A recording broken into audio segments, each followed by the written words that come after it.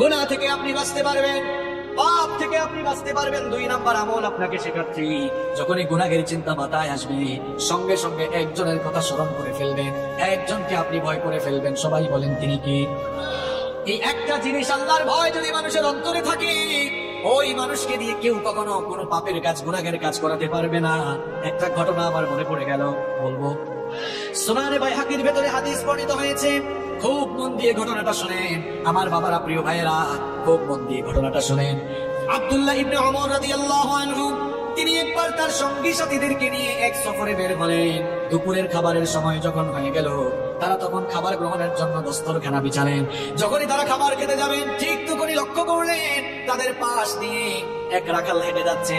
আব্দুল্লাহ ইবনে ওমর রাদিয়াল্লাহু আনহু তাকে বললেন, হে রাখাল ভাই, আমরা দুপুরের খাবার গ্রহণের জন্য বসেছি, তুমিও আসো আমাদের সাথে খাবার খাও, খাবার গ্রহণ করো। রাখাল ছেলেটি তখন বলল, ও মুসাফির ভাই, আমাকে খাবারের দাওয়াত দিয়েছেন, আমি খুশি হয়েছি, কৃতজ্ঞতা জানাচ্ছি, কিন্তু আপনাদের সাথে আমি তো খাবার খেতে পারবো না। আব্দুল্লাহ ইবনে ওমর রাদিয়াল্লাহু আনহু তাকে বললেন, কি কারণে তুমি আমাদের সাথে খাবার খেতে পারবে না? রাখাল তখন বলল, আমি রোজা রেখেছি, এই জন্য তোমাদের সাথে খাবার খেতে পারবো না। আব্দুল্লাহ ইবনে ওমর রাদিয়াল্লাহু আনহু তাকে বললেন, এখন তো রমজান মাস নয়, তাহলে নিশ্চয়ই তুমি নফল রোজা রেখেছো। এই দুধু মরুভূমিতে যারা সৌদি আরব বা আরব দেশে থাকেন তারা দেখেছেন মরুভূমির আবহাওয়া কেমন। তিনি বলছেন, এই রুক্ষ মরুভূমিতে বিশাল পশুর পাল নিয়ে তুমি এই মরুভূমিতে এসেছো, তুমি রাখাল মানুষ, সবসময় হয়তো ভালো খাবার দাবার পাও না, আর এই প্রচন্ড গরম তাপমাত্রায় খুব কষ্ট হচ্ছে তোমার, আসো আমাদের সাথে খাবার খাও, আমাদের সাথে ভালো আইটেমের খাবার আছে, নফল রোজা ভাঙলে তখন অসুবিধা হবে না। ওই রাখাল তখন বলল, মুসাফির, তোমার কথায় তো আমি নফল রোজা হলেও ভাঙতে পারি না, কারণ আমি তো ওই শূন্য দিনের জন্য আমল করে যাচ্ছি, যেদিন মানুষের আমল ছাড়া আর কিছুই কাজে লাগবে না। সুবহানাল্লাহ পড়ে বলি, কিন্তু কথাগুলো বুঝে আগে আব্দুল্লাহ ইবনে ওমর রাদিয়াল্লাহু আনহু মনে মনে ভাবলেন, লোকটার অন্তরে মনে হয় পরহেজগারিতা আছে। চিন্তা করলেন, এর এমনি এমনি ছাড়া দেয় না, পরীক্ষা করে তারপরে তার ভেতরে কত পরহেজগারিতা আছে এটা দেখে তারপরে আজকে আমি তারই ছাড়বো। তিনি বললেন, ঠিক আছে, খাইও না, আমার কাছে আসো। কাছে আসার পর জিজ্ঞেস করলেন, এই যে বিরাট পশুর পাল নিয়ে মরুভূমিতে এসেছো, এই পশুপালের মালিক কে? রাখাল বলল, এগুলোর মালিক আমি নয়, আমি একজনের গোলাম, আমি তার পশুপাল মরুভূমিতে চড়াই। এবার আব্দুল্লাহ ইবনে ওমর রাদিয়াল্লাহু আনহু রাখালকে পরীক্ষা করার জন্য একটা অপশন পেয়ে গেলেন। তিনি বললেন, রাখাল ভাই শোনো, এই পশুর পাল থেকে একটা ছাগল বা মেষ আমার কাছে তুমি বিক্রি করে দাও, আমি তোমাকে নগদ টাকা দিব। তুমি তো রোজাদার মানুষ, আমার সাথে খাবার খেলে না, ওই পশুটা জবাই করে কিছু মাংস আমি তোমাকে হাদিয়া দিব, তোমাকে নগদ টাকা দিব, পাশাপাশি তোমাকে মাংস হাদিয়া দিব। রাখাল তখন বলল, মুসাফির, আমি তো তোমাকে আগেই বলেছি এই পশুপালের মালিক আমি নই, তোমার কাছে বিক্রি করলে আমার মালিকের কাছে গিয়ে আমি কি জবাব দিব? আব্দুল্লাহ ইবনে ওমর রাদিয়াল্লাহু আনহু তাকে পরীক্ষা করছেন, পরীক্ষা করার উদ্দেশ্যেই সবগুলো কথা বলতেছেন। তিনি বললেন, শোনো, এইরকম বিরাট পশুর পাল দিয়ে মরুভূমিতে আসলে পশুপালের উপরে বাঘের আক্রমণ হতে পারে, এটা সবার জানা কথা। তুমি যদি তোমার মালিককে গিয়ে বলো বাঘের আক্রমণে একটা ছাগল বা একটা মেষ বাঘ খেয়ে ফেলেছে, তোমার মালিক কিছুই মনে করবে না, একদিকে তারেও বুঝ দিতে পারবা, অন্যদিকে আমার কাছে বিক্রি করলে নগদ টাকা আর কিছু মাংস হাদিয়া পাবা, সুতরাং নগদেই লাভ তুমি হাতছাড়া করো না। রাখাল, সে রাখাল এবং গরিব মানুষ হলেও জবাবটা কি দিল শুনে, সে তখন বলল, মুসাফির, কি বোকার মতো কথা বলছো তুমি, আমি হয়তো মিথ্যা বলে ধোঁকাবাজি করে আমার মালিককে গিয়ে যে কোনো কায়দায় আমি বুঝ দিয়ে ফেলতে পারবো, কিন্তু তোমার কাছে প্রশ্ন হচ্ছে, আইন আল্লাহ, আমার আল্লাহ কোথায়? আমার মালিকের মালিক, তোমার মালিক, আমার মালিক, বিশ্ব জাহানের মালিক, সেই আল্লাহ তাআলাকে ধোঁকা দেওয়া তো কারো দ্বারা সম্ভব হবে না। ঠিক কইলেন না কেন? কি বুঝলেন?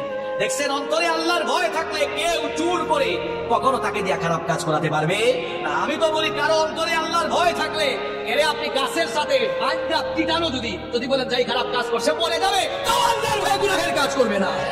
শুধু পুলিশ দিয়ে পিটাইয়া মানুষ ভালো বানানো যায় না।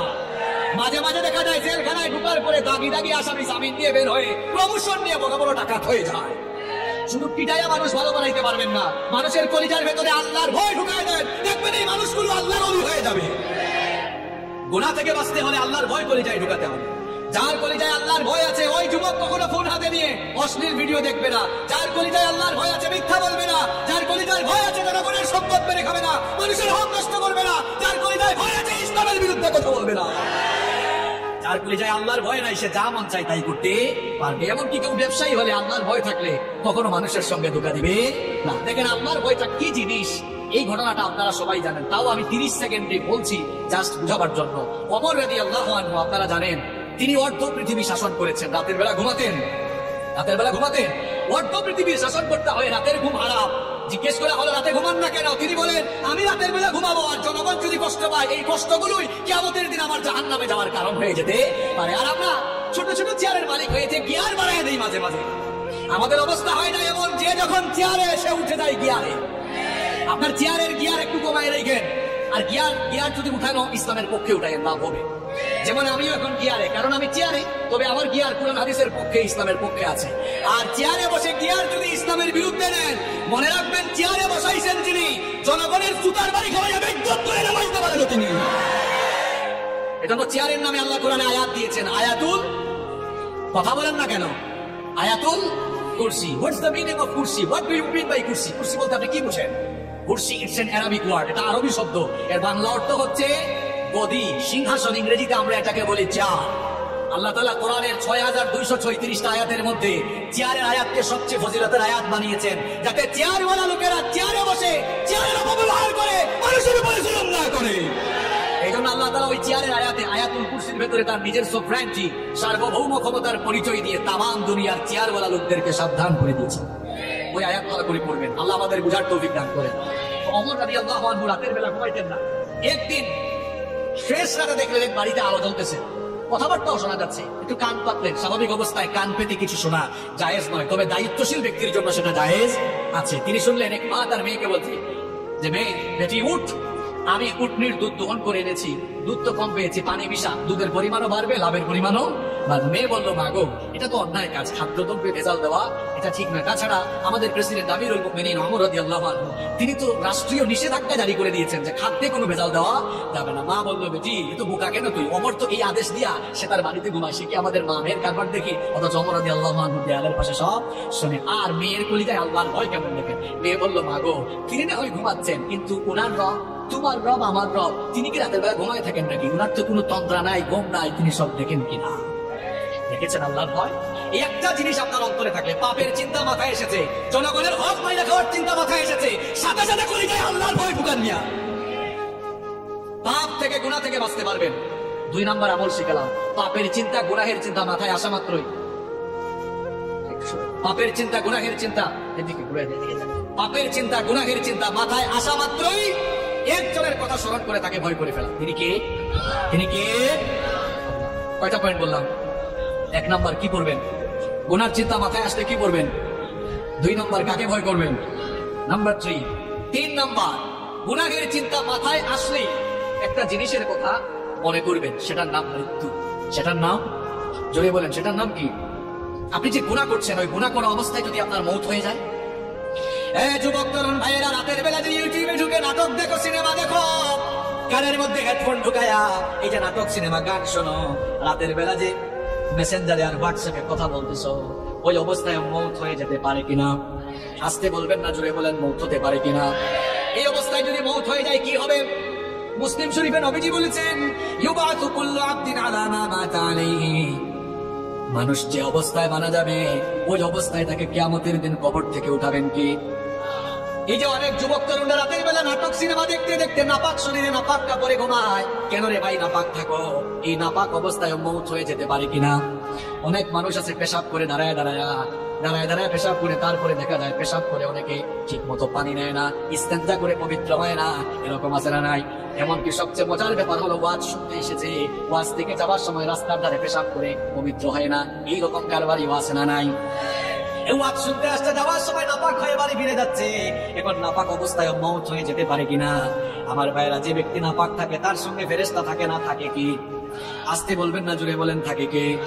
তো এই অবস্থায় যদি আপনি মারা যান, কিয়ামতের দিন কিংবা কবরে গিয়ে কিয়ামতের মাঠে আপনি কিভাবে আল্লাহর সামনে দাঁড়াবেন? আপনি তো নাপাক অবস্থায় দুনিয়া থেকে চলে গেলেন। এই জন্য কখনো নাপাক থাকা যাবে, কখনো নাপাক থাকা যাবে। যুবক ভাইরা, ইস্তেঞ্জায় গেলে পবিত্র হবেন তো, নাকি পানি টানি নিবেন না? হ্যাঁ, পাপের চিন্তা মাথায় আসলে মৌতের কথা স্মরণ করবেন, মৌতের কথা স্মরণ করবেন, গুনাহ থেকে বাঁচতে পারবে। যখন দুনিয়ার লোভ লালসা আর গুনাহ করার দিকে আপনার মন বেশি ঝুঁকে যায়, আমি আপনাকে বলবো 2টা জায়গায় সফর আপনি তখন বাড়ায় দিবেন। জীবন কয়টা? আমি কথাটা আবারও রিপিট করছি, শুনেন। যখন পাপের দিকে, গুনার দিকে আপনার মন বেশি ধাবিত হয়ে যায়, ঠিক তখনই আপনি দুইটা জায়গায় সফর করবেন। একটা জায়গা হসপিটাল, 2 নম্বর জায়গা কবরস্থান। হসপিটালে যাবেন, গিয়ে দেখবেন আপনার মতো কত দুনিয়াওয়ালা, কত টাকাওয়ালা, পয়সাওয়ালা লোকেরা, কোটি কোটি টাকা আছে, তাও আইসিইউতে তারা সামান্য একটা দিন আরামে থাকার জন্য হাহাকার করছে, আছে না ভাই? যে কালো টাকার জন্য, অবৈধ টাকার জন্য অন্যায় করছেন, গুনাহ করছেন, হসপিটাল গিয়ে দেখেন কত মানুষের টাকা তারে বাঁচাইতে পারে। একটু পর পর আইসিইউ থেকে লাশ বের হচ্ছে। এরপরে হাসপাতালে যাওয়ার পরেও যদি আপনার দিল নরম না হয়, তাহলে মাঝে মাঝে প্রেমবাগের কবরস্থানগুলোতে ভিজিট করবেন। গিয়ে দেখবেন আপনার মতো টাকাওয়ালা, পয়সাওয়ালা লোকেরা, ক্ষমতাওয়ালা লোকেরা, একদিন বিরাট টাকা পয়সা, অর্থবিত্ত, বাড়ি গাড়ি সব ক্ষমতা ছিল, এখন কবরের নিচে ঘুমায়া আছে। আমরা মনে করি আমাদের বউ আপন, আমরা মনে করি ছেলে মেয়ে আপন। আজকে বলে দেখেন কেউ আপনার আপন নয়, আপন কেবল একজন, তিনি কি কথা বলছি বুঝতে পারছেন আপনি? আপনি বলছেন আপনার বউ আপন, আপনার ছেলে মেয়ে, ভাই বোন আপন, আপনি এই মুহূর্তে মরে যান, বুঝবেন আপনকে। দেখবেন এই বউ, এই ছেলে মেয়েরা কিছুক্ষণ কান্না করবে, কিছুক্ষণ কান্না করার পরে বলবে, মৃত লাশকে বেশিক্ষণ করে রাখতে নাই, তাড়াতাড়ি দাফন করা দরকার। আপনাকে দেখবেন সাদা কাফন দিয়ে পেঁচায় জানাজার মাটি নিয়ে যাবে।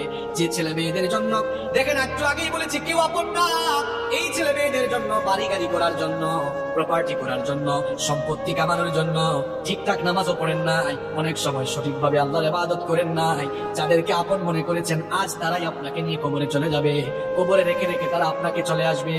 এরপরে দেখবেন কেউ আপনার আপন থাকবে না। কবরে যাওয়ার পরে 2 জন ছাড়া আর কেউ আপন নাই, একজন হচ্ছেন আল্লাহ। এই জন্য কবরে ফেরেশতা আসি প্রথমে জিজ্ঞেস করবে বোন নাম কি, ছেলে মেয়ের নাম কি, না জিজ্ঞেস করবে মা। আর একটু জোরে বলেন মা রব্বুকা। প্রথমে এসে বলবে তোমার রব কি, তাহলে বুঝে নেন আপন। আপন কে? সবচাইতে আপন কি? আমার যখন ফুরাবে দিন, আসবে গহীন রাতি, থেকো আল্লাহ এ জীবনে, হয় চির সাথী, আসবে গহীন রাতি। আমার ভাই, আমার বাপ, আমার বউ, আমার ছেলে মেয়ে বলছে আমার আমার বলে যখন কাউকে পাবো না, সেদিন আমার শূন্য গিয়ায় তুমি থেকো সান্ত্বনা, তুমি থেকো সান্ত্বনা। আমার আমার বলে যখন কাউকে পাবো না, সেদিন আমার শূন্য গিয়ায় তুমি থেকো সান্ত্বনা, তুমি থেকো সান্ত্বনা। আখির আলো নিভে যেদিন, মনে আলো দিন, আসবে নাকি অন্ধ চোখে একটু আলো দিন। সেদিন আমার, সেদিন আমার, সেদিন আমার অন্ধ চোখে তুমি আলোর জ্যোতি, আসবে গহীন রাতি। আমার যখন ফুরাবে দিন, আসবে গহীন রাতি, থেকো আল্লাহ এ জীবনে, হয় চির সাথী, আসবে গহীন রাতি। বলেন আমি একজনই আপন, আর কেউ আপন না। আমার দাদার বাবার নাম জানি না। আপনি বলবেন হুজুর হঠাৎ করে এই কথা বলছেন কেন? হ্যাঁ, আপনি যে দুনিয়ার পেছনে ছুটছেন, ওই দুনিয়া যে আপনার নাম মনে রাখবে না, ওইটাই বুঝাচ্ছি আপনাকে। আমি আমার দাদার বাপের নাম জানি না, আপনারা যদি বলি আপনার দাদার বাবার নাম কি, শেষ করে খাবেন। আমার দাদার বাপ 160-70 বছর আগে দুনিয়াতে ছিল, এখন 160-70 বছরের ব্যবধানে তার পরবর্তী প্রজন্ম তার নাম ভুলে গেল। ঠিক একই পরিণতি আমার আপনার হবে। কিসের পেছনে ছুটছেন আপনি? আপনার পরবর্তী প্রজন্ম দোয়া করা দূরের কথা, আপনার নামও মনে রাখবে না। আপনার 6-7 পুরুষ আগে কারা কারা দুনিয়ায় ছিল, নসব নামা, আপনি কি সবার নাম বলতে পারবেন? 2-1 জন বলতে পারলেও সবাই পারবে। তার জন্য কি করছেন? এত গুনাহ করছেন, পাপ করছেন। এই ছেলে মেয়ে, জায়গা সম্পদ, বাড়ি গাড়ি, আরে ভাই বাড়ি বাড়ির জায়গায় থাকবে, বাড়িওয়ালা বাড়িওয়ালা থাকবে। চোখেরই পলকে তুমি হতে পারো লাশ, চিরতরে বন্ধ হবে তোমারই নিঃশ্বাস। চোখের পলকে আপনি লাশ হতে পারেন। আশেপাশে বাজার আছে না? বাজারের নাম কি? ওই বসুন্ধিয়া বাজারে হয়তো আপনার কাফনের কাপড় বরাদ্দ হয়ে গেছে, চলে এসেছে, আপনি নিজেও জানেন না। আপনি ঘরে বসে এখন গোটা পৃথিবীর খবর নিতে পারবেন। ঘরে বসে গোটা পৃথিবীর খবর নিতে পারলেও কার জন্য কাফনের কাপড় রেডি, কেউ এই খবর জানে না। যুবকরা বলবে হুজুর আমরা জওয়ান, আমরা বাঁচবো। আরে ভাই, তোমার মতো কত যুবক রাতের বেলা বাড়িতে ঘুমায়, সকাল বেলা তার লাশ বের হয়। Keep in your mind, there is no serial of death. মৃত্যুর কোন সিরিয়াল নাই। পৃথিবীতে আসার সিরিয়াল আছে, পৃথিবীতে আসার সিরিয়াল আছে, যাওয়ার কোন সিরিয়াল নাই। দেখা যায় আসার সময় সবার আগে দাদা, তারপরে বাবা, এরপরে ছেলে, তারপর দাদার ঘরে নাতি।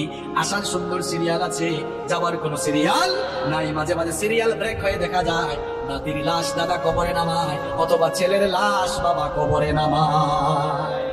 যে কেউ যে কোনো সময় চলে যেতে পারে, কোনো ঠিক ঠিকানা নেই। এই বাড়ি বাড়ি জায়গা থাকবে বাড়িওয়ালা। আমি বলছিলাম পাপের চিন্তা মাথায় আসলেই কোন জিনিসটার কথা স্মরণ করা। আরেকটু জোরে বলেন, মৃত্যু আমাদের সামনে না পিছনে? না, এটা ভুল। মৃত্যু সামনে নয়, মৃত্যু পেছনে। কবর হলো সামনে, মৃত্যু পেছনে, কবর সামনে। আমার প্রিয় ভাইরা, যখনই কোনো গুনার চিন্তা মাথায় আসবে, সাথে সাথে মৌতের কথা স্মরণ করবেন। আমি যদি এই গুনাহ করতে করতে মারা যাই, মরে যেতে পারি কিনা, মরে যেতে পারি কিনা, এই মৃত্যুর কথা স্মরণ করলে দেখবেন আপনি গুনাহের কাজ থেকে, পাপের কাজ থেকে নিজেকে আপনি হেফাজত করে রাখতে পারবেন ইনশাআল্লাহ। কষ্ট হচ্ছে না তো? আচ্ছা, গুনাহ থেকে বাঁচার কয়টা উপায় বলতেছি, আরো জোরে বলেন। ঘুম আসছে নাকি? তাকবীর দেন তো, লিল্লাহি তাকবীর। দাঁড়ান দাঁড়ান, একটু বিয়ের আগে দেন, যারা বিয়া করে ফেলছেন। এরপরে অবিবাহিতরা দিবেন। দেখি বিবাহিত এদের এনার্জি বেশি না অবিবাহিতদের এনার্জি বেশি? বিবাহিত ভাইরা প্রথমে রেডি। আপনারা মান সম্মান রাখেন কিন্তু। সবাই রেডি তো? লিল্লাহি তাকবীর। আরো করা যাবে না? অবিবাহিত ভাইরা তোমরা শুনছো তো বিবাহিতদের আওয়াজ, নিজেদের মান সম্মান ইজ্জত নষ্ট করো না। তোমাদের আওয়াজ যদি বিয়ের আগে কম থাকে, সবাই ট্রল করবে তোমাদেরকে নিয়ে। সবাই রেডি তো অবিবাহিত ভাইরা? আচ্ছা, ইলেকট্রিসিটি চলে আসছে, আলহামদুলিল্লাহ। অবিবাহিত ভাইরা সবাই রেডি তো? লিল্লাহি তাকবীর। তোমাদের তো এনার্জি বেশি থাকবেই ভাই, তোমরা তো বিয়ে করো। এবার বিবাহিত অবিবাহিত ছোট বড় আমার বয়স্ক বাবারা সবাই মিলে আরেকবার লিল্লাহি তাকবীর। জীবনে জীবনে আসছিল, সব চলে গেছে, তাই না? এবার শুনতেও মজা লাগবে। তবে আমি কষ্ট দিব না আপনাদেরকে, শর্টলি বলছি। সম্মানিত ভাইরা, তাহলে গুনাহ থেকে বাঁচার আমল হচ্ছে মোট 12টা। কয়টা বলছি? 3টা। 1 নাম্বার, আশ্রয় চাইবেন কার কাছে? 2 নাম্বার, ভয় করবেন কারে? 3 নাম্বার, কোন জিনিসের কথা স্মরণ করবেন? 4 নাম্বার, গুনাহ থেকে বাঁচতে হলে নিজেকে নফসের গোলাম বানানো যাবে। নফসের গোলাম নিজেকে বানানো যাবে না, কারণ নফস মানুষকে পাপের দিকে ধাবিত করে। আর নফস হলো 3 প্রকার। নফস কয় প্রকার? জোরে বলেন, কয় প্রকার? আরো জোরে, কয় প্রকার? 1 নাম্বার নফসে আম্মারা, 2 নাম্বার নফসে লাওয়ামা, 3 নাম্বার নফসে মুতমাইন্না। আবার বলি, মুখস্থ করে ফেলেন। 1 নাম্বার নফসে আম্মারা, 2 নাম্বার নফসে লাওয়ামা, 3 নাম্বার নফসে মুতমাইন্না। আমি বানাই বলছি, 3 প্রকার নফসের কথা কোরআনে আছে। কোথায় আছে দেখায়নি। 1 নাম্বার নফসে আম্মারা, এটা কোন প্রকার নফস?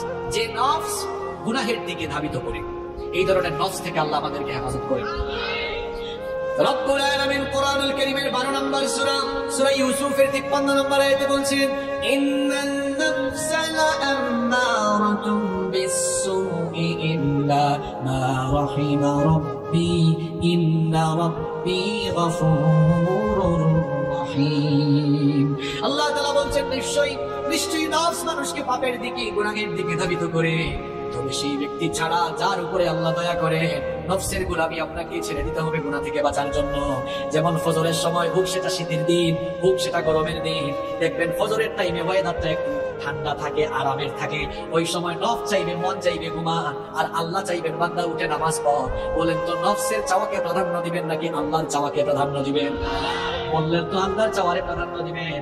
হাত তোলা লাগবে না, কিছু বলা লাগবে না, চুপচাপ থেকে নিজের বিবেককে প্রশ্ন করেন, আজকের ফজরের নামাজে নফসের গোলামি করেছেন না আল্লাহর গোলামি করেছেন?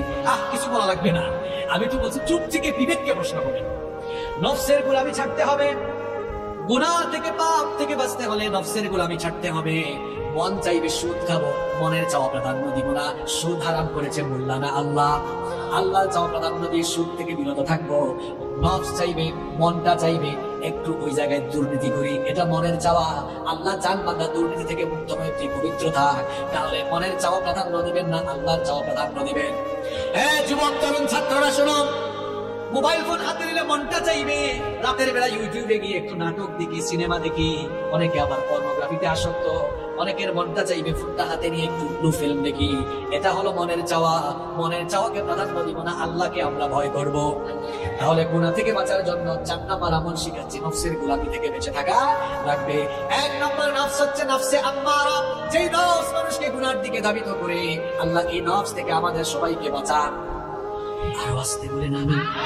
2 নম্বর নফসের নাম নফসে লাওয়ামা, যেই নফস অপরাধ করে ফেলার পরে লজ্জিত হয়ে যায়, সেই নফসের নাম হচ্ছে নফসে লাওয়ামা। কোরআন কারীমের 75 নম্বর সূরা, সূরা কিয়ামার শুরুতে আল্লাহ বলেছেন, লা উকসিমু বিয়াউমিল কিয়ামাতি ওয়া লা উকসিমু বিন নাফসিল লাওয়ামা। কথাটা কার? আল্লাহ বলেছেন, আমি শপথ করছি কিয়ামতের দিনে, আমি শপথ করছি সেই নফসে, যেই নফস নিজেকে ধিক্কার দেয়, গুনাহ করার পর লজ্জিত হয়। আল্লাহ এমন নফস আমাদের সবাইকে দান করো, জুড়ে বলেন আমিন। 3 নম্বর নফসের নাম নফসে মুতমাইন্না। নফসে মুতমাইন্না হচ্ছে এমন নফস, যেই নফস সব সময় আল্লাহর আনুগত্যের পথে পরিচালিত হয়, যেই নফস সব সময় আল্লাহর গোলামি করে সন্তুষ্ট থাকে। এই নফস আল্লাহ সবাইকে দান করেন, বলেন আমিন। এইরকম নফস যাদের, এইরকম নফস আছে যাদের, সফল কাম হয়ে যাবে তারা, এরা মারা যাওয়ার পর এদের রূহ যখন জিবরিল আমিন কবজ করবে, তখন এই সকল লোকদেরকে বলা হবে, ইয়া আইয়াতুহান নাফসুল মুতমাইন্নাতু রুজিই ইলা রাব্বিকি রাদিয়াতান মারদিয়া ফাদখুলি ফি ইবাদি ওয়াদখুলি জান্নাতি। বলা হবে, হে প্রশান্ত আত্মা, তোমার রবের সন্তুষ্টির দিকে বের হয়ে আসো, আল্লাহর নেককার বান্দাদের শামিল হয়ে আল্লাহর জান্নাতে তুমি দাখিল হয়ে যাও। তাহলে গুনাহ থেকে বাঁচার জন্য নফসের গোলামি করা যাবে না, নফসের চাওয়াকে প্রাধান্য দেওয়া যাবে না। যার গোলামি এবং যার চাওয়া প্রাধান্য দিতে হবে তিনি কি? যদি এমন নফস, যদি আপনি নিজেকে আল্লাহর গোলামের পথে পরিচালনা করতে পারেন, নফসের গোলাম না হয়ে যদি আল্লাহর গোলাম হতে পারেন, দেখেন আল্লাহ আপনাকে সুসংবাদ দিয়ে কি বলছেন, ওয়া আম্মা মান খাফা মাকামা রাব্বিহি ওয়া নাহান নাফসা আনিল হাওয়া ফাইন্নাল জান্নাতা হিয়াল মাওয়া। আল্লাহ তাআলা বলছেন, আর যারা আল্লাহর সামনে হাজির হওয়াকে ভয় করে নিজেদের নফসকে কুপ্রবৃত্তি থেকে যারা বিরত রাখে, এই রকম নিজেদেরকে নফসের গোলামি থেকে বাঁচিয়ে রাখবে যারা, আল্লাহর জান্নাতের অধিবাসী হয়ে যাবে তারা। বুঝতে পারেন? সুবহানাল্লাহ। তাহলে গুনাহ থেকে বাঁচার জন্য 4 নম্বর আমল, নফসের গোলাম হবেন না, আল্লাহর গোলাম হবেন। মন যা চাইবে তা করা যাবে, মনের চাওয়া প্রাধান্য দিব না, যার চাওয়া প্রাধান্য দিব, যার হুকুম মতো জীবন চালাবো তিনি কে? 5 নম্বর, গুনাহ থেকে বাঁচতে হলে একা থাকবেন না, একা একা থাকবেন না, নিঃসঙ্গ থাকবেন না। ওই যে প্রবাদ আছে না, অলস মস্তিষ্ক শয়তানের কারখানা। যুবকরা কখনো একা থাকবা না, রুমের ভিতরে একা থাকলে শয়তান ধরবে। আমি প্রথমে আমার বাবাদেরকে শ্রদ্ধার সাথে কিছু কথা বলি, মহিলা প্যান্ডেল থেকে আমার মায়েরা শুনছে, ভাই শুনেন, কথাগুলো শুনেন, আপনার ছেলে মেয়ের জন্য কাজে লাগবে। যাদের ছেলে মেয়ে আছে, কখনো আপনার ছেলেকে বা আপনার মেয়েকে বিয়ের আগে একা রুমে ঘুমাইতে দেবেন না। বলবেন হুজুর এদেরকে আমরা খুলে নিয়ে ঘুমাবো না। প্রাপ্তবয়স্ক হওয়ার পরে যদি আপনার একাধিক ছেলে মেয়ে থাকে, এক রুমে 2 ছেলের 2টা সিঙ্গেল বেড দেন। কারণ 2 জন এক রুমে থাকলে তখন রাতের বেলা ফোন হাতে থাকলেও একজনের লজ্জায় আরেকজন কোনো অবৈধ বা খারাপ পথে যাওয়ার সম্ভাবনা থাকবে না। মেয়েদেরকেও ঠিক, 2-3টা মেয়ে থাকলে এক রুমে 2টা সিঙ্গেল। এখন বলবেন হুজুর আমার তো এক ছেলে এক মেয়ে, আমি কি করি? আপনার জন্য আমার পরামর্শ আছে। আপনার এক ছেলে এক মেয়ে, বলবেন এই রাতে ঘুমানোর সময় দরজা লাগাইতে পারি, দরজা খুলে ঘুমান, দরজা খুলে থাক, পর্দা টেনে রাখ। দরজা খুলে থাকলে সেও ফোন হাতে নিয়ে আবুল তাবুল কাজ করতে চাইবে না। এই কোন সময় যদি আপুর সাউন্ড শুনে চলে আসে, ভয় আছে না নাই?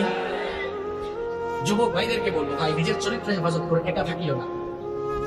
একাকি থাকলে দেখা যাবে শয়তান বলবে, মোবাইল টাকা টেনে মেসেঞ্জারে ফেসবুকে স্ক্রলিং করছে, দেখা গেল হঠাৎ করে মেয়ে একটা আইডি দেখা গেছে অ্যাড ফ্রেন্ড, এরপরে অ্যাকসেপ্ট করলো, তারপর মেসেঞ্জারে নকল বাড়লো। এই তো ধীরে ধীরে শুরু হয়ে যেতে পারে।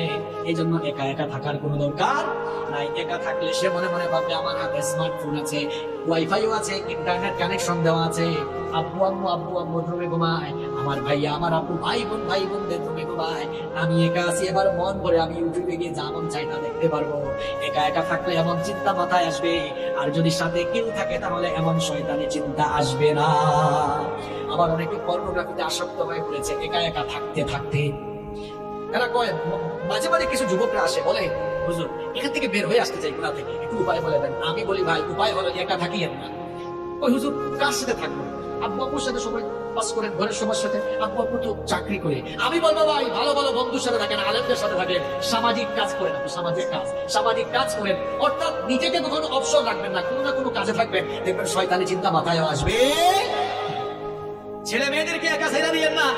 আপনাদের অবস্থা তো হলো এমন, রাগ করেন না, চলাফেরা করেন এই কি বলে চলাফেরা করেন আমেরিকান স্টাইলে, ক্ষতিগ্রস্ত হয়ে গেলে বিচার চান সৌদি স্টাইলে। ভোলা ভাইয়া ছেড়ে দিছে, এখন আপনার ছেলে মেয়ে কোথায় যায় এটা দেখা কি সরকারের দায়িত্ব, পুলিশের দায়িত্ব? সরকার ঠেকছে, পুলিশ ঠেকছে না, সব দেখবে। এই যে দিহান আনুষ্কার কথা ভুলে গেছেন নাকি আপনারা? মনে আছে? আরে বাপরে বাপ, নিজেদের মেয়ে কার সাথে কি ঘনিষ্টানি করে, কার বাসায় যায়, কোথায় যায়, কলেজে যায়, বিশ্ববিদ্যালয়ে যায়, সে কি ক্লাস করে নাকি কোন পার্কে ঘুরতে যায়, এটা পুলিশ দেখবে না আপনি দেখবেন?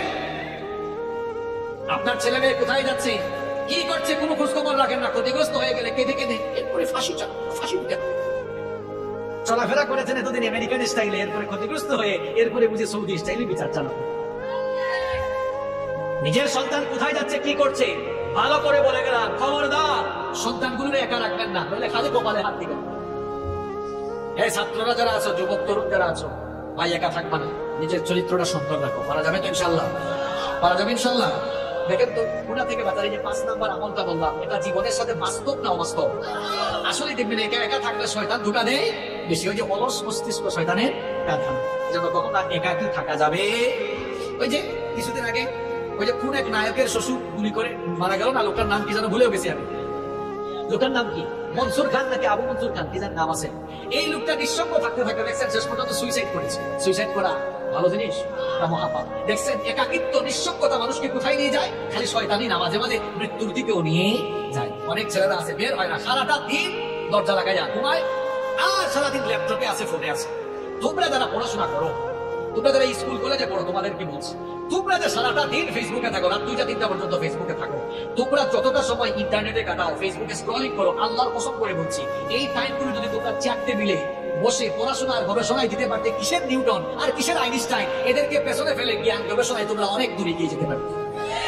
আরে বাপরে, ঠিকও কয়, আমার ইন্টারনেটও ঠিক মতো চালাও, কিন্তু একটা লিমিট তো থাকা দরকার। দেখছেন এক যুবক, তার চেহারা দেখছেন ডাল ভাঙ্গা হেমনে। তুমি যুবক মানুষ, তোমার চেহারা এই অবস্থা হয়েছে কেন? তোমার চেহারা লাবণ্য থাকবে, স্মার্টনেস থাকবে, ডাল ভেঙে গেছে, বিচি উঠতে উঠতে তার চেহারা শেষ। কারণ ও তো রাত 3টা-4টা পর্যন্ত ঘুমায় না, ও ফোন হাতে নিয়ে খালি স্ক্রলিং করে, জিমাইতে মাঝে মাঝে ফোন তার নাকে মুখে পড়ে, তাও সে চালাইতে আছে না নাই? লিমিটে ফিরে আসো ভাই, এখন পড়াশোনার সময়, ক্যারিয়ারটাকে তৈরি করো, ক্যারিয়ারটা সাজাও, পড়াশোনায় মন দাও, দেখবা জীবনে সাকসেসফুল হয়ে যাবে ইনশাআল্লাহ। কষ্ট হচ্ছে না তো আপনাদের? প্রিয় ভাইয়ের আর কয়েকটা মিনিট থাকা যাবে না ইনশাআল্লাহ?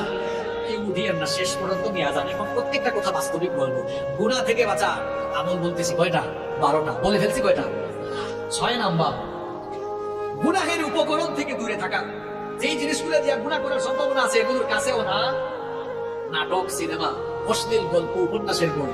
নাটক সিনেমা দেখে মানুষ কি শিখবে? শিখার কি আছে এখানে? অশ্লীল প্রেম প্রীতি ছাড়া, আর জামাই আর কি জানি কয় শাশুড়ি আর বউয়ের ঝগড়া ছাড়া, পরকীয়া ছাড়া এই নাটক সিনেমায় কিছু আছে? যেন এগুলো থেকে নিজেকে দূরে রাখতে হবে। এখন কিছু ছেলে পেলে কলেজ পাস করার পরে কয় বছর আমরা ইংলিশ মুভি দেখি ইংরেজি ভাষা চর্চা করার জন্য। তুমি ইংরেজি ভাষা চর্চা করার জন্য ইংলিশ মুভি দেখবা না?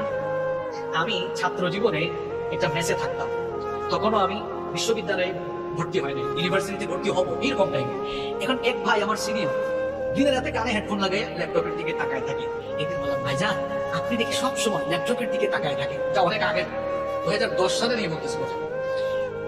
তুমি এগুলা বুঝবা না, আমি লন্ডন যাব, আইএলটিএস করছি, ভাষা চর্চার জন্য ইংলিশ মুভি দেখছি। আমি বললাম, ভাই ভাষা চর্চার জন্য আপনি ল্যাঙ্গুয়েজ ক্লাবে যাবেন, ল্যাঙ্গুয়েজ ক্লাবে গিয়ে আপনি সেখানে চর্চা করবেন, বেশি বেশি স্পিকিং করবেন, বেশি বেশি কথা বলবেন, কথা বলার পরিবেশে থাকবেন, তখন না আপনি ভাষা চর্চা করতে পারবেন। সিনিয়র ভাই তো কিছু তো বলাও যায় না। এইরকম অনেক কারবারি আছে না ভাই, এ ভাষা শিখতে শিখতে কোন জিনিস শিখতেছে এটা হে ভালো করে জানে। গুনাহের উপকরণ থেকে দূরে থাকতে হবে।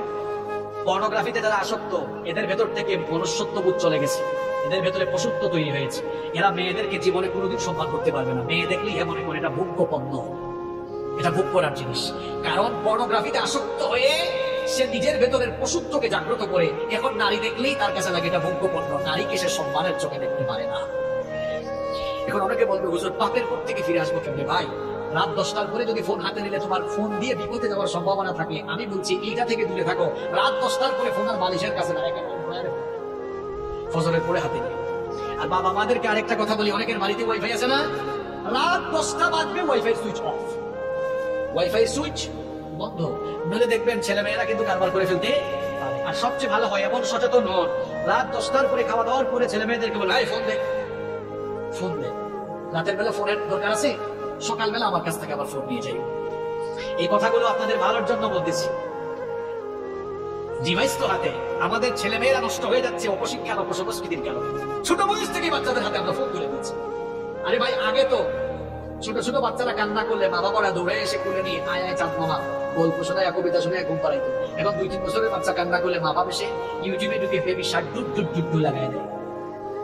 আর 2-3 বছরের বাচ্চারা ফোন হাতে নিয়ে ইউটিউবে ঢুকে একটার পর একটা চেঞ্জ করতেও জানে। ওইদিন দেখলাম 3 বছরের বাচ্চা মোবাইল স্ক্রলিং করছে এমন ভাবে, আমি হুজুর মানুষ আমি নিজেই এরকম স্ক্রলিং জানি না। একজন আমারে কয় ওই দিন হুজুর দোয়া করবেন। কি হয়েছে? কয় আমার মেয়ে জেএসসি তে A+ পেয়েছে, মানে ক্লাস 8 পাস করছে, A+ পেয়েছে।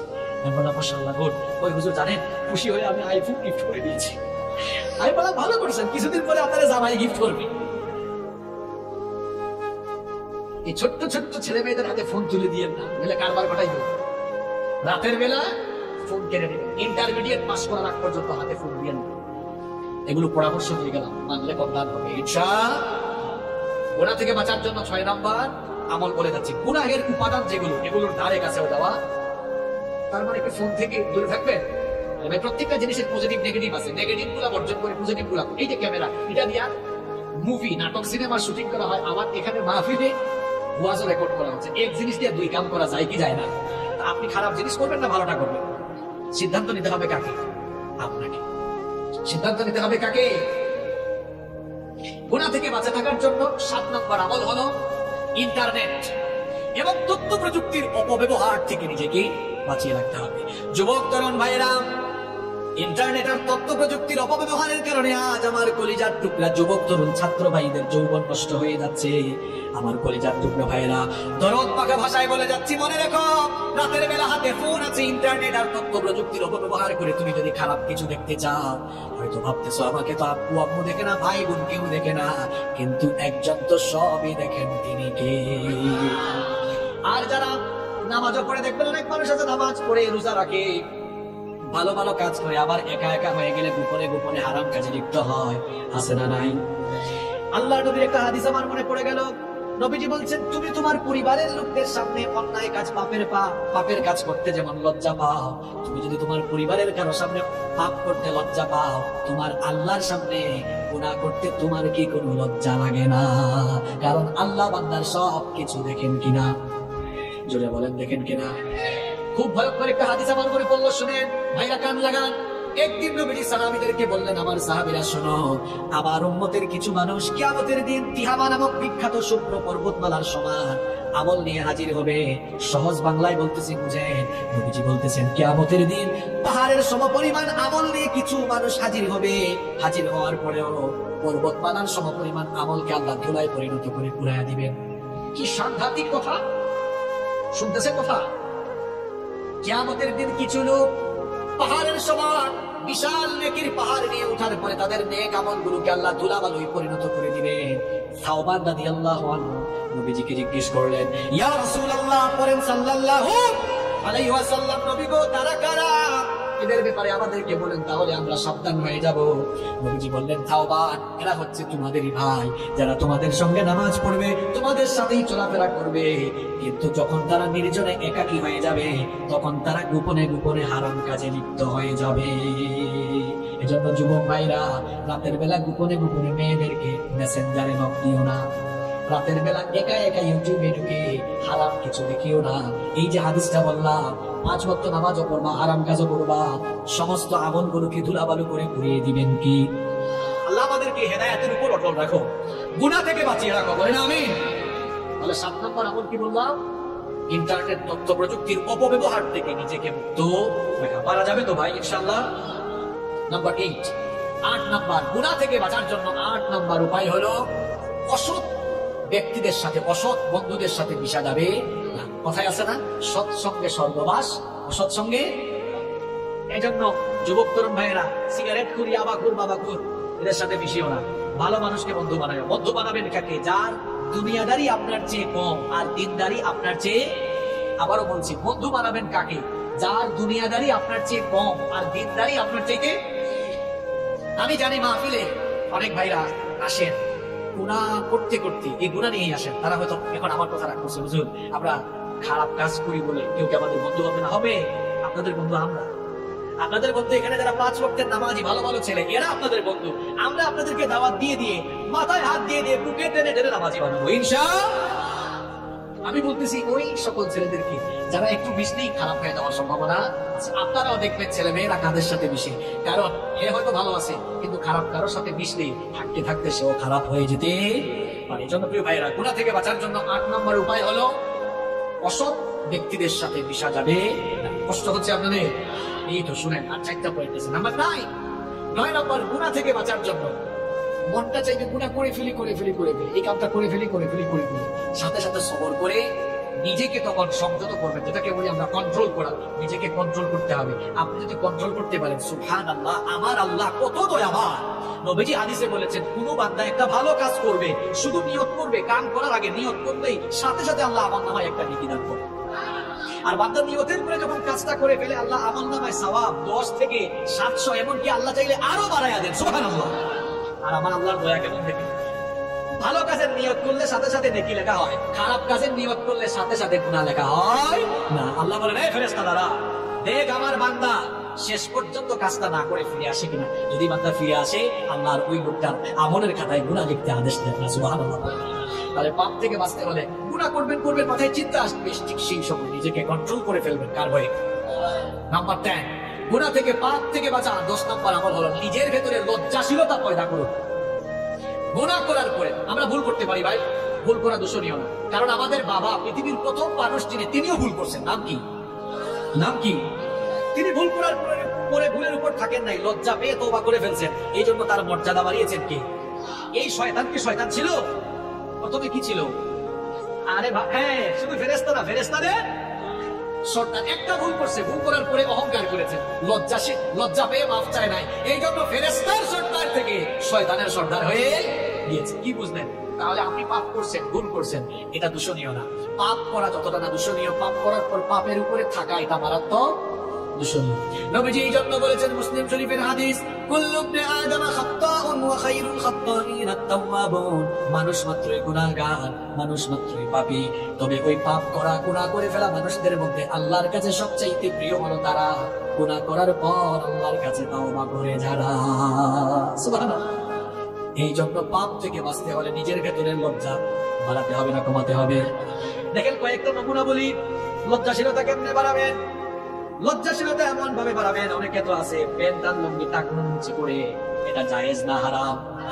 সুতরাং আমরা কখনো টাকনুর নিচে লুঙ্গি বা প্যান্ট পরবো না। এই গুনাহটা করতে যেন লজ্জা লাগে, কারণ বান্দা মুমিন কখনো গুনাহের কাজ করতে পারে না। এমন কাজ যারা করেন, শুনেন, নবীজি বলেছেন, কিয়ামতের দিন আল্লাহ তাআলা ওই লোকটার দিকে তাকাবেন না, তার সঙ্গে আল্লাহ কথা বলবেন না, তাকে আল্লাহ পবিত্র করবেন না, তাকে আল্লাহ জাহান্নাম থেকেও বাঁচাবেন না।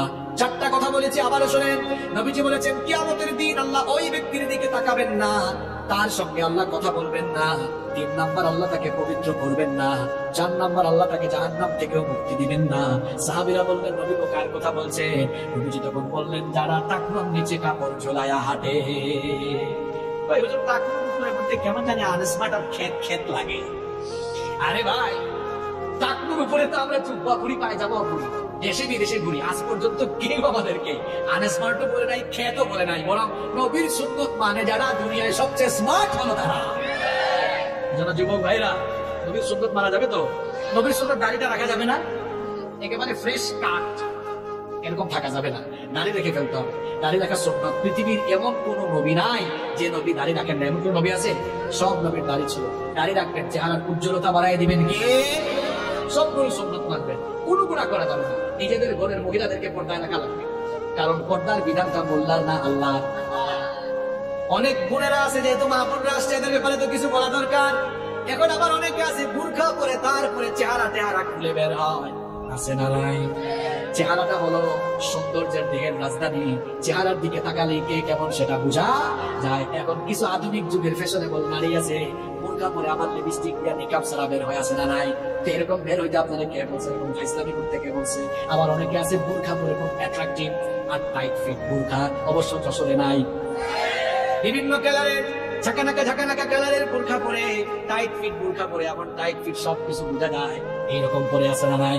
আমার বোনদেরকে বলবো খবরদার এমন বুরখা পরবেন না, ঢিলে ঢালা বুরখা, কালো রঙের বুরখা পরবেন। এমন বুরখা পরবেন যে বুরখাটা বললে কিছুই দেখা যাবে না, কিছুই বোঝা যাবে না। আপনারাও নারীদের কি করেন, ভাই ভাবিরে আপনি এমনি কেন বেরোইছেন, বুরখা পরাইলেন না কেন? দেখ তোর ভাবি এত সুন্দরী এত রূপসী, এটা আমি না জানি, এলাকার মানুষ তো জানে না, এলাকার মানুষের একটা হক আছে না? নিজের বউকে বেপরদা করে বের করে এলাকার মানুষের হক আদায় করে, এইরকম আল্লাহর কুতুব এই এলাকায় নাই। আবার অনেকে আছে নিজের বউয়ের ফটো ফেসবুকে আপলোড মারে, এইরকম কুতুব তো এলাকায় নাই। হ্যাঁ ভাই না শোনেন, কুরআন হাদিসে বহুত ওয়াজ করছি, আপনি সোজা হন নাই। আজ এমন কাঁচা কথা বলবো আপনি তারের মতো সোজা হবেন। কুরআন হাদিসে বহুত ওয়াজ করছি, আপনি এখনো ঠিক হইলেন না। এবার বলেন আপনি আমার ফেসবুক এটা পার্সোনাল সাইট না পাবলিক সাইট? হ্যাঁ জোরে বলেন, বউ কি পার্সোনাল না পাবলিক? আশ্চর্য কথা, বউ পার্সোনাল, ফেসবুক পাবলিক সাইট। এখন পার্সোনাল জিনিস কি তো পাবলিক সাইটে আপলোডায় তারা, নিজের বউকে জনগণের মানুষের সম্পদ বানিয়েছে তারা। বেহায়া বেশরম নির্লজ্জ কোথাকার, আপনার মধ্যে আত্মসম্মান বোধ বলতে কিছুই না। আবার বউর ফটো ফেসবুকে দেওয়ার পরে ছোট ছোট ভাইরা এলাকার আছে না, ফেসবুকে অ্যাড কমেন্ট করছে, একজন বলছে ওয়াও ভাবিকে হ্যাপি লাগতেছে, আরেকজন কয় ভাই ভাবিকে জোস লাগতেছে, এ বেকুব কার জোস কে খায় রে? একটু আমি হাসির কথা বলেছি, লজ্জা শরম নাই আপনার? আল হায়াউ শু'বাতুম মিনাল ঈমান, নবীজি বলেছেন লজ্জাশীলতা ঈমানের অংশ, নিজের ভেতরে লজ্জা বাড়ান। আল্লাহ আমাদের সবাইকে লজ্জাশীল বানান। গুনাহ থেকে বাঁচার 10 নাম্বার উপায় বলছি, নিজেকে লজ্জাশীল বানাতে হবে। এমন লজ্জা যে আমার আল্লাহ গুনাহ করতে নিষেধ করছেন, আমি তো গুনাহ করতেই লজ্জা পাবো, গুনাহ আমি করবো না। পারা যাবে তো ইনশাআল্লাহ? খারাপ লাগতেছে আপনাদের? সারা জীবন তো বহুত ওয়াজ শুনছে, আবার জীবন পরিবর্তনের কিছু ওয়াজ শুনে যান, এই 12টা আমল শিখে যান। একটু পরে কিন্তু আমি পড়া আদায় করবো, যারা পারবেন না খবর আছে। পারা যাবে তো ইনশাআল্লাহ? তবে ভয় নাই, আমি আবার আপনাদেরকে অপশন দিয়ে সহজ করে দিব। পারবেন ইনশাআল্লাহ? আচ্ছা পরীক্ষা সহজ হবে, কঠিন না। নাম্বার 11, পাপ থেকে গুনাহ থেকে বাঁচার 11 নাম্বার উপায় হলো খারাপ চিন্তা বাদ দিয়ে বেশি বেশি ভালো চিন্তা করবেন। কানে মারবেন খালি, এরে মারবেন, কানে মারবেন, এদিকে টাকা মারবেন, ওইদিকে সম্পদ মারবেন, এইসব চিন্তা বাড়বেন। চিন্তা ভালো চিন্তা বাড়ান, যে আমি আজ ফজরের নামাজ জামাত আদায় করবো, ভালো চিন্তা না খারাপ চিন্তা। আমি আজান হয়ে গেলে 5 ওয়াক্তের নামাজগুলো টাইম দিয়ে আদায় করবো, আমি রেগুলার কোরআন পড়বো, হাদিস পড়বো, ইসলামী বই পড়বো, আমি মানুষদেরকে যথাসাধ্য সহযোগিতা করবো, সামাজিক কাজ করবো, দান করবো, সৎকা করবো, আমার যে সকল ভাইরা অভাবী আছে তাদের পাশে দাঁড়াবো। মানে ভালো ভালো চিন্তা করেন, যত বেশি ভালো চিন্তা করবেন তত আপনি খারাপ চিন্তা থেকে মুক্ত হয়ে গুনাহ থেকে নিজেকে বাঁচিয়ে রাখতে পারবেন। পারা যাবে ইনশাআল্লাহ। নাম্বার 12, 12 এবং সর্বশেষ হচ্ছে গুনাহ থেকে বাঁচার জন্য তাওবা ইস্তেগফারের অভ্যাস করে তুলেন। বেশি বেশি তওবা ইস্তেগফার করেন। দেখি সবাই আন্তরিকতা দিয়ে একেবারে দিল থেকে বলবেন, আমাদের কলিজার টুকরা নবীজির নাম হচ্ছে মুহাম্মদুর রাসূলুল্লাহ সাল্লাল্লাহু আলাইহি ওয়াসাল্লাম। আমার আপনার কলিজার টুকরা নবী, উনার জীবনে গুনাহের কোনো দাগ, কোনো ছিটাফোঁটা আছে? জন্ম থেকে নিয়ে ওফাত পর্যন্ত, নবুয়তের আগেও মাসুম, পরেও ওই নবীর আমল শুনেন। বুখারী শরীফের হাদিস, নবীজি বলছেন ওয়াল্লাহি, আল্লাহর কসম, ইন্নী লা আস্তাগফিরুল্লাহ ওয়া আতুবু ইলাইহি ফিল ইয়াউমি আকথার মিন 70 মাররা। নবীজি বলছেন আল্লাহর কসম, আমি পয়গম্বর, আমি নবী হওয়ার পরেও রেগুলার 70 বারের বেশি আল্লাহর কাছে তওবা করি। এটা বুখারী শরীফের হাদিস। আর মুসলিম শরীফের হাদিসে নবীজি আরেকটু বাড়িয়ে বললেন শোনো, ফাইন্নী আতুবু ইলাইহি ফিল ইয়াউমি মিআতা মাররা, আমি তো নবী হয়েও ডেইলি 100 বার আল্লাহর কাছে তওবা করি। আমার আপনার নবীর জীবনে গুনাহের কোনো দাগ নাই, ছিটাফোঁটা নাই, তিনি মাসুম। তিনি যদি ডেইলি 100 বার তওবা করেন আল্লাহর কাছে, আমরা ওনার পাপী উম্মত সেকেন্ডে সেকেন্ডে গুনাহ করে ফেলি। নবী যদি করেন 100 বার, পাপী উম্মতের করা দরকার 100 বার না 1000 বার। এবার আর উত্তর দেওয়া লাগবে না, চুপচাপ থেকে নিজের বিবেককে নিজে জিজ্ঞেস করেন, আপনি করেন পরিমাণ, আপনি করেন পরিমাণ। এজন্য যখনই সময় পাবেন বলবেন আস্তাগফিরুল্লাহ, যখনই সময় পাবেন জপবেন আস্তাগফিরুল্লাহ, যখনই সময় পাবেন করবেন আস্তাগফিরুল্লাহ। বাক্যটা ছোট কিন্তু পাওয়ার কম না বেশি। নবীজি বলেছেন আস্তাগফিরুল্লাহ যারা প্রতিনিয়ত করে এদের আমলনামায় যদি সমুদ্রের ফেনা পরিমাণ গুনাহ থাকে, আল্লাহ তার সমুদ্রের ফেনা সম পরিমাণ গুনাহগুলোকে মাফ করে দিবে। আবার আস্তাগফিরুল্লাহ বাক্যটা ছোট হলেও পাওয়ারটা অনেক বেশি। একটা ঘটনা আমার মনে পড়ে গেছে, কষ্ট না লাগলে আমি আপনাদেরকে বলবো। ইমাম আহমদ বিন হাম্বল রাহিমাহুল্লাহ মুসনাদে আহমদ যেখানে 40,000 হাদিস সংকলন করা হয়েছে, এত বড় মাপের ইমাম আহমদ বিন হাম্বল রাহিমাহুল্লাহ খুব মন দিয়া ঘটনা শুনে বুড়া বয়সে তিনি এক সফরে বের হলেন, নতুন এক এলাকায় গেলেন। ওই এলাকায় গিয়ে একটা মসজিদে তিনি মাগরিবের নামাজে শান নামাজ আদায় করলেন। মনে মনে ভাবলেন নতুন এক এলাকায় এসেছি, কার বাড়িতে গিয়ে উঠবো, কাউকে তো আমি চিনি না। সিদ্ধান্ত নিলেন এই মসজিদেই তিনি আজকে রাত কাটাবেন। ফজরের নামাজ পড়ে তিনি আবার পথ চলা শুরু করবেন। যখন তিনি মসজিদে অবস্থান করেছেন, কিছুক্ষণ পরে মসজিদ কমিটির কেউ এসে বলল, ও মিয়া, নামাজ পড়ে সব চলে গেছে, তুমি এসো কেন? তিনি বললেন, ভাই দেখো আমি মুসাফির মানুষ, কাউরে চিনি না, পরিচিত কোনো মানুষ নাই। এই মসজিদে আমি মাগরিব এবং এশার নামাজের মুসল্লি ছিলাম, ইনশাআল্লাহ ফজরের নামাজের মুসল্লি হব, আজকে রাতটা মসজিদে কাটাবো। ওই লোকটা বললো, না, মসজিদে থাকা যাবে না, বের হয়ে যান। বুড়ো মানুষ, শীতের কোন করে ঠান্ডা রাত, বের করে দিও। কিছু দূর হাঁটতে না হাঁটতে তিনি সামনে একটি বাজারে গিয়ে দেখলেন এক রুটির দোকানদার, রুটি বিক্রেতা যুবক, তার দোকানের মধ্যে সে রুটি গরম করতেছে। আহমদ বিন হাম্বল রাহিমাহুল্লাহ গিয়ে বললেন, ও যুবক, আমি বুড়ো মানুষ, এই এলাকায় পরিচিত কেউ নাই, তোমার দোকানের চূড়ার পাশে আমি বসি, তোমার কোনো আপত্তি আছে নাকি? যুবক বলল, না না, কোনো আপত্তি নাই, আসেন বসেন। এবার তিনি চুলার পাশে বসে আছে। লক্ষ্য করে দেখলেন এই যুবক রুটির খামির বানায় পরে আস্তাগফিরুল্লাহ, চুলায় যখন রুটি গরম করতে দেয় পরে আস্তাগফিরুল্লাহ, রুটি যখন নামায় তখনও আস্তাগফিরুল্লাহ, রুটি বিক্রি করে হাতে টাকা নিয়ে বলে আস্তাগফিরুল্লাহ, কেশে রাখে তখনও বলে আস্তাগফিরুল্লাহ, অর্থাৎ শুধু পরে আস্তাগফিরুল্লাহ। আহমদ বিন হাম্বল রাহিমাহুল্লাহ এই চিত্র দেখে বললেন, ও যুবক, তোমার দোকানে আসার পর থেকে দেখতেছি তুমি শুধু আস্তাগফিরুল্লাহ পড়ো, এই আস্তাগফিরুল্লাহ তুমি কেন পড়ো? যুবক তখন বলল, ও মুসাফির শোনো, আমি তো ইবাদতের খুব একটা টাইম পাই না, চিন্তা করি যতক্ষণ ব্যবসা করি সময় কেন নষ্ট করবো, আস্তাগফিরুল্লাহ আস্তাগফিরুল্লাহ জপে জপে আমার টাইম গুলারে কাজে লাগাই। তখন আহমদ বিন হাম্বল রাহিমাহুল্লাহ বললেন, এই আমল যে করতেছো কোনো লাভ হয়েছে কিনা? অবশ্যই লাভ হয়েছে, লাভ না হইলে কি আমল করতাম নাকি? আহমদ বিন হাম্বল রাহিমাহুল্লাহ বললেন, এই আমলের কারণে তোমার এমন কি হয়েছে? যুবক তখন বলল, এই আস্তাগফিরুল্লাহ প্রতিনিয়ত জপার কারণে আমি মুস্তাজাবুদ দাওয়া হয়ে গিয়েছি। আমার বাবারা, আমার ভাইয়েরা, মুস্তাজাবুদ দাওয়া মানে হলো ওই লোক যেই লোক আল্লাহর কাছে হাত তুললে আল্লাহ কখনো তারে খালি হাতে ফিরাইয়া দেন না। ইমাম আহমদ বিন হাম্বল রাহিমাহুল্লাহ, অবাক, আমি এত বড় হাদিসের ইমাম, এত বড় ফকিহ, এত বড় মুজতাহিদ, এত বড় আলেম, আমি নিজেই এভাবে মুস্তাজাবুদ দাওয়া না, আর এর মতো রুটি দোকানদার এ নাকি মুস্তাজাবুদ দাওয়া? মনে মনে ভাবতেছেন এটা কিভাবে সম্ভব। তাকে এবার জিজ্ঞেস করলেন, যুবক, আমার সাথে মিথ্যা বলো না, সত্যি করে বলো, আজ পর্যন্ত তুমি আল্লাহর কাছে যা চেয়েছো সব তুমি পেয়েছো কিনা? যুবক বলল, আল্লাহর কসম, আজ পর্যন্ত যতগুলো দোয়া করেছি সব দোয়া আমার আল্লাহ কবুল করেছেন, কিন্তু একটা দোয়া আমার এখনো কবুল হয় নাই। ইমাম আহমদ বিন হাম্বল রাহিমাহুল্লাহ বললেন, কোন সেই দোয়া যা এখনো কবুল হলো না? সে তখন বলল, আমি শুনেছি এই জামানার সবচেয়ে বড় ইমাম, সবচেয়ে বড় আলেমের নাম আহমদ বিন হাম্বল। লোকটারে জীবনে কোনোদিন দেখি নাই, মনে আমার খুব শখ লোকটারে সামনাসামনি একদিন দেখবো, কাছ থেকে দেখবো। আল্লাহর কাছে বারবার দোয়া করি, আল্লাহ তার সাথে সাক্ষাৎ ঘটায় দাও। দোয়া করতে আছি, এখনো কবুল হয় না। আহমদ বিন হাম্বল রাহিমাহুল্লাহ চোখের পানি ছেড়ে দিয়ে বললেন, যুবক শোনো, যার সাথে সাক্ষাতের জন্য এতদিন ধরে দোয়া করতেছো, তার সাথে সাক্ষাতের জন্য তার কাছে তোমার যাওয়া লাগে নাই, বরং আল্লাহ আজ সিস্টেম করে, টেকনিক করে আহমদ বিন হাম্বলকে তোমার সামনে পাঠিয়ে দিয়েছে। দেখেছেন, আস্তাগফিরুল্লাহ বাক্যটা ছোট কিন্তু পাওয়ার কম না বেশি? এখন পাওয়ার যদি বেশি হয়, আপনারা রেগুলার দিনে রাতে পড়বেন, সেটা কম না বেশি? সবাই পড়বেন তো? কয়টা আমল শিখাইলাম ভাইরা? কিসের থেকে বাঁচার জন্য? গোনা থেকে, পাপ থেকে। আপনারা বলেন তো, যে 12টা আমল বললাম, এই 12টা কাজ যদি করা যায়, গোনা থেকে নিজেদেরকে বাঁচিয়ে রাখা যাবে না? ইনশাআল্লাহ। আসেন দেখি আপনারা কি কাজ করছেন। গোনা থেকে বাঁচার জন্য 1 নাম্বার কার কাছে মারা যেতে হবে? দেখছেন কামারুজ্জামান ভাই, আপনার এলাকার জনগণ কেমন, একদম মনোযোগী। তাহলে 1 নাম্বার আমল সবার মনে আছে, আলহামদুলিল্লাহ। 2 নাম্বার বলেছিলাম আমি, গুনাহ থেকে বাঁচার জন্য একজনের কথা স্মরণ করে ওনাকে ভয় করে। 3 নাম্বার, গুনার চিন্তা, পাপের চিন্তা মাথায় আসলেই একটা জিনিসের কথা স্মরণ করা।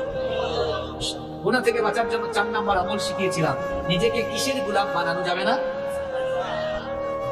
5 নাম্বার আমল শিখিয়েছিলাম, কিরকম থাকা যাবে না, একা একা থাকা যাবে। 5 নাম্বার, এরপরে আপনার 6 না, 6 নম্বর আমল শিখিয়েছিলাম, হ্যাঁ, পাপের উপকরণ যেগুলো দিয়ে পাপ হতে পারে এগুলো ধারে কাছে দেওয়া যাবে। 7 নম্বর আমল শিখিয়েছিলাম, মাশাআল্লাহ, ইন্টারনেট ও তথ্য প্রযুক্তির অপব্যবহার করা যাবে না। 8 নম্বর আমল শিখিয়েছিলাম, হ্যাঁ, অসৎ ব্যক্তিদের সাথে মিশা যাবে না, সৎ মানুষদের সাথে মিশতে হবে। এরপরে 9 নম্বর আমল শিখিয়েছিলাম, নিজেকে গুনাহ থেকে, অন্যায় থেকে, পাপ থেকে কি রাখতে হবে? কন্ট্রোল। 10 নম্বর বলেছি নিজের ভেতরে লজ্জাশীলতাকে, মাশাআল্লাহ। 11 নম্বর বলেছি খারাপ চিন্তার বিপরীতে ভালো ভালো চিন্তা করতে। 12 নম্বর বলেছি কিসের অভ্যাস করে তুলতে হবে? এইটা হচ্ছে খাঁটি ওয়াজ। যে ওয়াজে 1.5 ঘন্টা আলোচনার পরে শ্রোতারা ওয়াজের সামারি বলতে পারে, এটাই হচ্ছে খাঁটি ওয়াজ। আর যে ওয়াজের পরে হুজুর জানে না কোন বিষয়, শ্রোতা জানে না কি ওয়াজ হয়েছে, এটা কোনো ওয়াজের জাত না। অন্তত 12টা আমল তো আমরা শিখতে পেরেছি। শিকার ভেতরে থাকবো না, এগুলো আমরা আমল করবো। আমল করবেন তো প্রিয় ভাইয়েরা? আল্লাহ তাআলা সবাইকে, সব ভাইকে আমল করার তৌফিক দান করুন। এই 12টা আমল করবো, গুনাহ থেকে বাঁচবো। গুনাহ থেকে বাঁচতে পারলে জান্নাত দিবেন কি? আল্লাহ আমাদের সবাইকে আমল করার তৌফিক দাও।